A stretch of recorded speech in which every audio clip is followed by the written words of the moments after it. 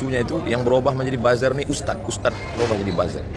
1. Menyayangkan sikap MUI Payakumbuh yang menolak kegiatan tablik akbar Ustadz Abdul Somad di Payakumbuh sesuai dengan surat resmi yang dikeluarkan MUI Payakumbuh dengan nomor 57/MUI/PDK. Kalau umat Islam ditinggalkannya politik, kalau umat Islam meninggalkan politik, maka Islam akan dipimpin oleh orang politik tapi tak paham Islam.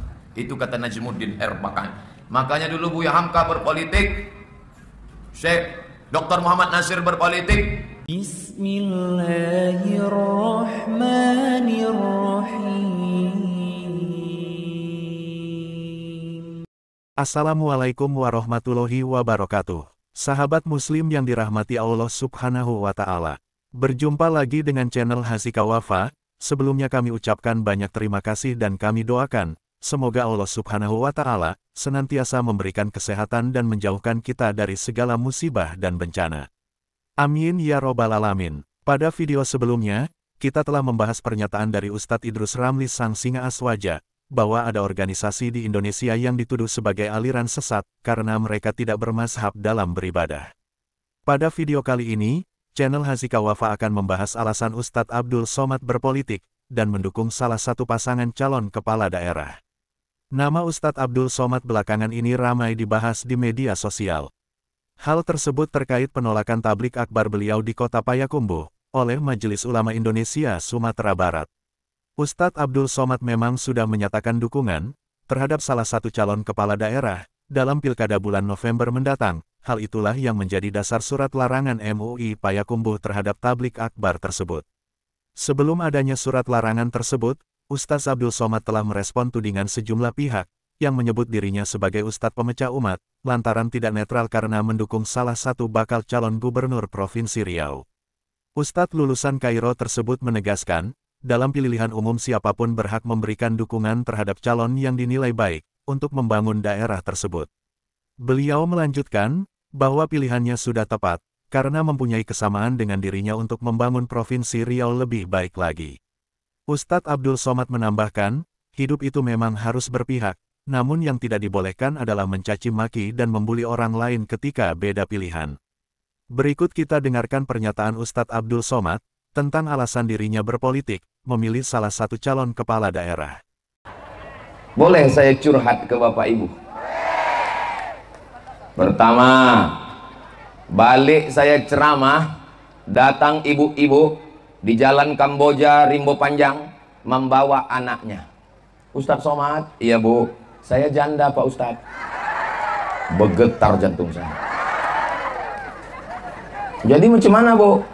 Anak saya ini mau berangkat ke Yaman, terus tak ada ongkos. Kemana mau kuadukan? Duitku pun tak ada.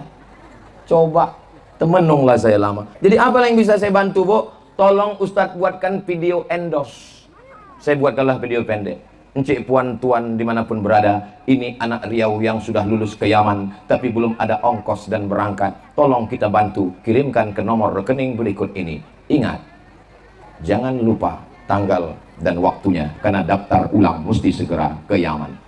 Berapa anak Riau yang pintar-pintar, yang cerdas-cerdas, yang pandai-pandai hafal Quran tapi tidak bisa berangkat karena tidak ada biaya.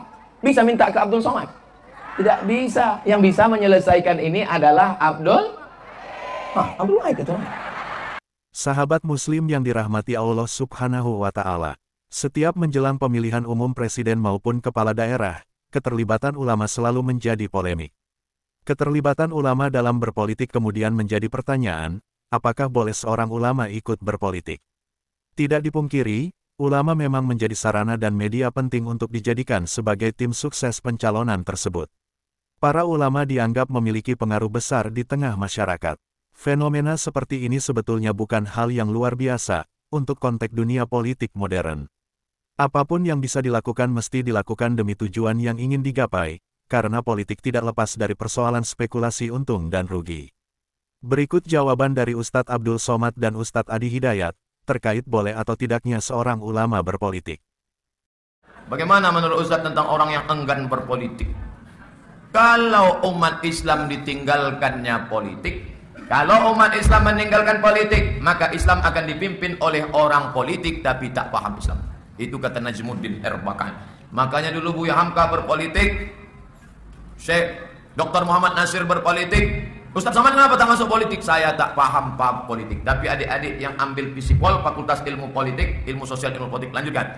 Ustaz Somad, ya, saya mau mencalek DPR tahun ini Pak Ustaz. Boleh Pak Ustaz.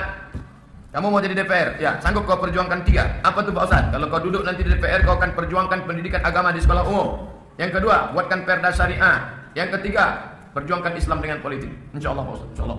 Sampai sekarang tak ada nelpon-nelpon. Bolehkah Islam berpolitik? Kalau Islam tidak berpolitik, orang Islam pasti berpolitik. Beda, ada Islam, ada Muslim. Lihat, ada Islam, ada Muslim, ada salam, ada silmu, itu beda. Islam itu agamanya. Quran surah ketiga ayat 19, posisi paling kiri sebelah atas. Inna dina indallahil Islam. Sungguh agama yang diridhoi sisi Allah adalah Islam. Jadi kalau disebutkan Islam itu agamanya. Paham? Baik, ketentuannya, ajaran-ajarannya disebut dengan silmi namanya. Silmi. Quran surah ke-2 Al-Baqarah ayat 208, posisi paling kiri di pertengahan agak sedikit ke bawah. Ya ayyuhalladzina amanu dukhulu fis silmi kafa. Hei orang-orang yang telah beriman itu telah masuk Islam. Kalau Anda telah masuk Islam, maka udkhulu fis silmi kafa. Masuklah dalam ajaran Islam secara total. Di antara ajaran itu ada yang sifatnya ibadah, seperti salat, puasa, zakat. Ada yang muamalah, seperti misalnya apa? Bisnis, transaksi harian, termasuk muamalah syariah, termasuk sia-sia, termasuk politik, ekonomi, itu masuk dalam bagian ranah yang diatur oleh Islam. Makanya ada aturan dalam Al-Quran, misal dalam politik, tidak diperkenankan memilih pemimpin yang tidak beriman. Sepanjang ada yang beriman dan memberikan maslahat kepada kita. Dalilnya banyak gitu. Quran surah ketiga, ayat ke-28, posisi paling kanan, sebelah bawah. La yattakhidhul mu'minuna al-kafirina awliya'a min dunil mu'minin. Tidak diperkenankan bagi orang-orang yang merasa beriman, memilih orang-orang yang tidak beriman. Menjadikan aulia, pemimpin dia. Ya, bagian pengayomnya, pelindungnya, dan sebagainya. Sahabat bernama sahabat bernama Ubadah bin As-Samit mengatakan dengan kalimatnya, saya tidak akan pernah ikut dengan kalian. Saya nggak akan pernah jadikan orang Yahudi, orang Nasrani sebagai panutan saya, pelindung saya, tempat kembali saya, pemimpin saya. Maka ketika kalimat itu keluar, maka turunlah wahyu dari Allah Subhanahu wa taala di Al-Maidah ayat 51, posisi paling kanan sebelah atas. Lihat kalimatnya. Ya ayyuhalladzina amanu la tattakhidhul yahuda wan nasara awliya. Hei orang-orang yang telah memantapkan dirinya, imannya dalam dirinya, maka jangan kamu angkat, kamu pilih orang-orang Yahudi dan Nasrani. Kenapa spesifik disebut Yahudi dan Nasrani? Untuk menunjukkan kisah yang terjadi pada saat itu. Jadi kalau di Ali Imran masih umum, tapi kalau di ayat ini spesifik Yahudi Nasrani, karena ada situasi menggambarkan dengan kalimat-kalimat tadi. Maka turunlah ayat itu menegaskan jangan diambil sebagai pelindung, panutan, dan sebagai sepanjang kamu masih terikat dengan Allah Subhanahu wa taala. Ini kaidah. Jadi kalau ada orang-orang yang terikat dengan Allah, Rasulullah terikat dengan Allah, kepemimpinannya terikat dengan Allah, maka jangan berpaling dari ketentuan Allah Subhanahu wa taala. Paham sampai sini? Semoga video ini bermanfaat bagi kita semua dan menambah tingkat keimanan kita kepada Allah Subhanahu wa taala.